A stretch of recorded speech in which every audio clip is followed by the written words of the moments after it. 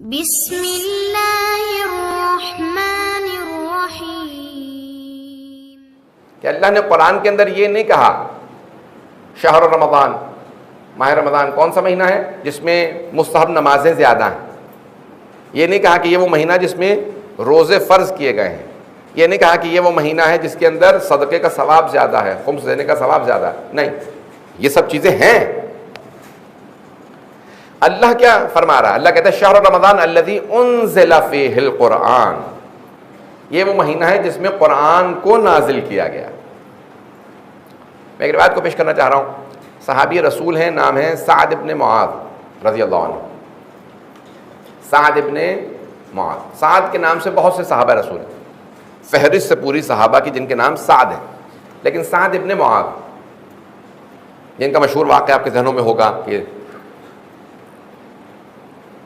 پیغمبر جنازے پہ آئے، قبر پہ آئے تو ان کی والدہ نے کہا کہ سعد جنت مبارک ہو، تو حبیب خدا نے فرمایا نہیں، ان پہ تو عذاب ہو رہا ہے۔ کہا یا رسول خدا کیسے مان لوں، آپ تو شریف لائے ہیں پھر بھی عذاب ہو رہا ہے۔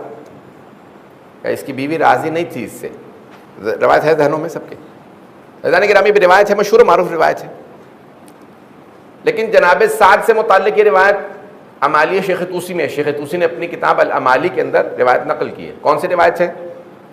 کہ حبیب خدا کو جب خبر دی کہ سعد کا انتقال ہو گیا، سعد ابن معاذ کا، تو رسول خدا ننگے پاؤں تشریف لائے جنازے میں، جوتے نہیں پہنے ہوئے تھے، نعلین مبارک نہیں تھے۔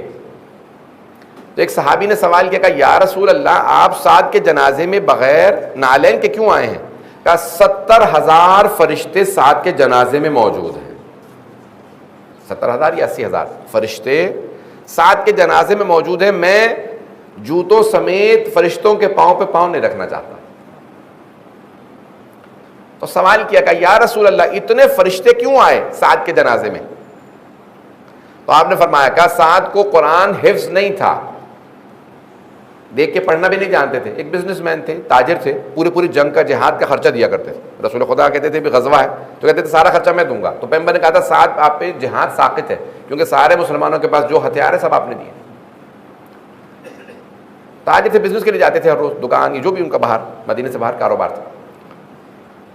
کہ سعد کو قرآن حفظ نہیں تھا، چند سورہ حفظ سے، لیکن سعد نے ایک معمول بنا لیا تھا، جیسے ہی صبح کاروبار کے لیے بزنس کے لیے گھر سے نکلتے تھے تو سورہ توحید کی، سورہ اخلاص کی یعنی تلاوت شروع کر دیتے تھے، اور سارا دن کاروبار پہ رہتے، بزنس پہ رہتے، تجارت پہ، جب گھر واپس آتے تب تک پورا دن سورہ اخلاص کی تلاوت کرتے رہتے تھے، دن میں ہزار مرتبہ سے زیادہ سورہ اخلاص کو پڑھتے تھے۔ کیا اتنے کثرت سے سورہ اخلاص کی تلاوت کی وجہ سے اللہ نے کہا کہ سعد کا انتقال ہو گیا، اس نے اتنی سورہ توحید پڑھی ہے، اللہ نے 70,000 فرشتوں کو بھیجا جاؤ جنازے میں شرکت کرو۔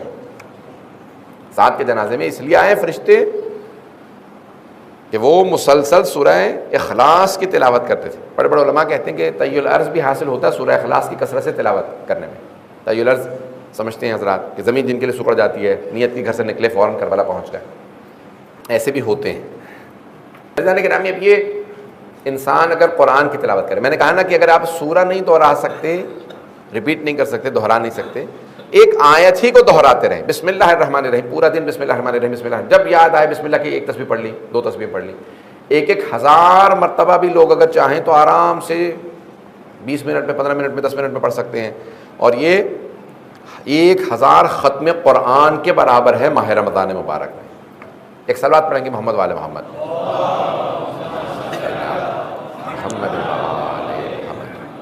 عزیزان گرامی، اس مہینے کے اندر سب سے زیادہ ثواب قرآن کی تلاوت کا، اس کے بعد سب سے زیادہ ثواب کس چیز کا؟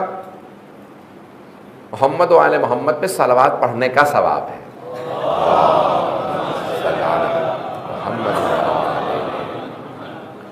تو اگر بسم اللہ دہرا سکیں، صلوات کی ایک تسبیح، کم از کم دن میں ایک تسبیح، صلوات کی ایک تسبیح بسم اللہ کی ضرور پڑھیں۔ مرحوم علامہ طباطبائی صاحب المیزان، ذہنوں میں ہے نا سب کے، سید محمد حسین طباطبائی، علامہ طباطبائی فرماتے ہیں کہ بعض اوقات صرف ایک صلوات جو پڑھ کے آپ اپنے مرحوم کو ثواب بخش دیتے ہیں، ہدیہ کرتے ہیں، میں نے یہ صلوات پڑھی اور اس کا ہدیہ میں نے اپنے مرحوم کو دیا۔ علامہ طباطبائی فرماتے ہیں وہ جو ایک صلوات آپ پڑھ کے اپنے مرحوم کو بخشتے ہیں، اس کا نہ جانے کتنا سفر رکا ہوا ہوتا ہے، برزخ کا سفر، صرف ایک صلوات سے سارا سفر آسان ہو جاتا ہے، ایک صلوات سے. کہتے ہیں اس کی تاریکی، وہ جو قبر میں تاریکی ہوتی ہے، تاریکی دور ہو، صرف ایک صلوات سے تاریکی دور ہو جاتی ہے، سفر آسان ہو جاتا ہے. انسان کو اندازہ ہی نہیں ہے کہ اس ایک صلوات کا اثر کتنا ہے، ثواب کتنا ہے.